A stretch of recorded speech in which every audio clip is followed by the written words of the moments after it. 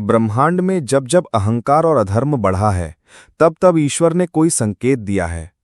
और ऐसी ही एक रहस्यमयी कथा जुड़ी है देवराज इंद्र से। इंद्र, जो स्वर्ग के अधिपति थे, अपार शक्ति, सौंदर्य और वैभव के कारण अत्यंत अभिमानी हो गए थे। उन्हें लगता था कि उनका स्थान अटल है और कोई उनका सामना नहीं कर सकता। एक दिन वे धरती पर भ्रमण करते हुए गौतम ऋषि के आश्रम पहुंचे। वहां उन्होंने ऋषि पत्नी अहल्या को देखा, जो तेजस्विनी और अत्यंत सुंदर थी। इंद्र की दृष्टि कामुक हो उठी। उन्होंने छल से गौतम ऋषि का रूप धारण किया और अहल्या के पास पहुंचे। लेकिन उनका ये छल ज्यादा देर छिपा नहीं रहा। गौतम ऋषि ने अपनी दिव्य दृष्टि से सब जान लिया। वे क्रोधित हुए और इंद्र को शाप दे डाला। हे इंद्र, तूने न केवल एक स्त्री की मर्यादा भंग की, बल्कि एक तपस्वी के धर्म का भी अपमान किया है। इसलिए तेरा संपूर्ण शरीर सहस्त्र स्त्री जननांगों से चिन्हित होगा।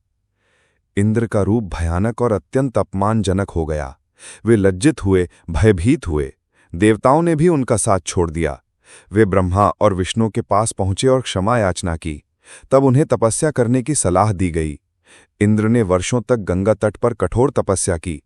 अंततः देवताओं की कृपा से उन्हें शाप से कुछ मुक्ति मिली। सहस्त्र योनि के वे चिन्ह अब सहस्त्र नेत्रों में परिवर्तित हो गए, जिससे वे सहस्त्राक्ष कहलाए। लेकिन ये नेत्र भी एक प्रकार की स्मृति हैं कि शक्ति और वैभव के साथ विवेक न हो तो पतन निश्चित है।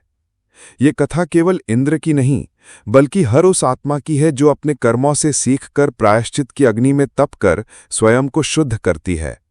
ये कहानी हमें सिखाती है कि चाहे हम कितने भी महान क्यों न हों, अगर हमारे कर्म अधार्मिक हैं तो उनके दाग शरीर और आत्मा पर छूट ही जाते हैं।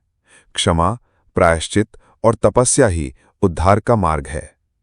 इसी तरह की कथाओं के लिए चैनल को सब्सक्राइब करें और वीडियो को लाइक करें। जय श्री राम।